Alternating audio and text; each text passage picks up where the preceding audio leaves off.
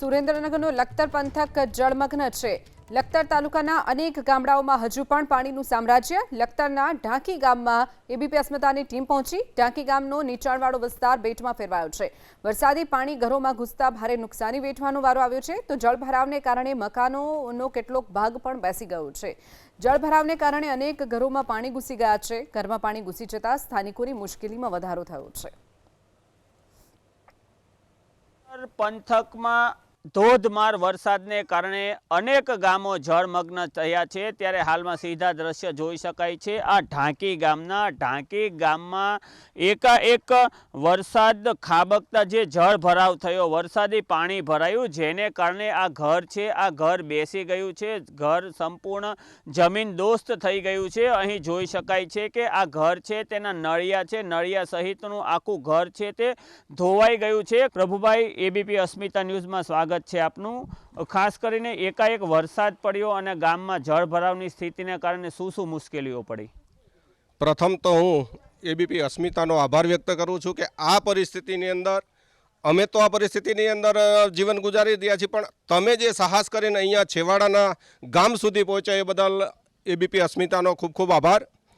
ગઈ તારીખ 31 જે સરકારશ્રીએ એલર્ટ આપ્યું હતું એ મુજબ અહીંયા ખૂબ જ વરસાદ પડ્યો।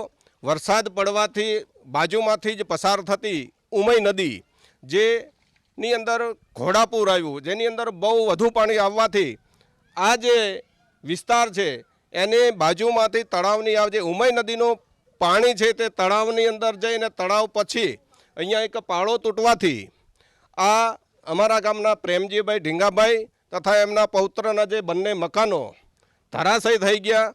તાત્કાલિક અમે પહોંચ્યા, તાત્કાલિક પહોંચી અને એ લોકોને સલામત સ્થળે અમે વ્યવસ્થાઓ કરી અને આ લોકોનું ખૂબ અંદરથી ખૂબ મોટું નુકસાન છે। કરિયાણું છે, એના કંઈ જે કંઈ અનાજ કરિયાણું બધું જ તમામ અહીંયા મૂકી અને તાત્કાલિક અમે એમને અહીંયા સ્થળાંતર કરાવી અને સલામત સ્થળે લઈ ગયા હતા। હવે અમારે વરસાદ બહુ આવ્યો, બરાબર, ધોધમાર વરસાદ પડ્યો। અમે અડધું ખાધું, અડધું ન ખાધું અને પાણી ભરાણું એટલે અમારો જીવ લઈને મેં જતા રહ્યા, બરાબર। પછી કોઈ લેવાની અમને ટેમ ના રહ્યો।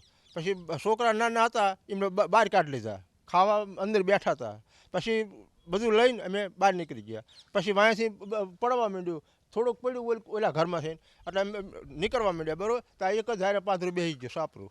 જે પ્રશાસન છે તેમના દ્વારા આવા અસરગ્રસ્ત પરિવારોને ક્યારે મદદ મળશે તે પણ એક મોટો સવાલ છે। કેમેરા પર્સન રાજ ભાવસાર સાથે ચેતન બામણિયા, એબીપી અસ્મિતા, લખતર।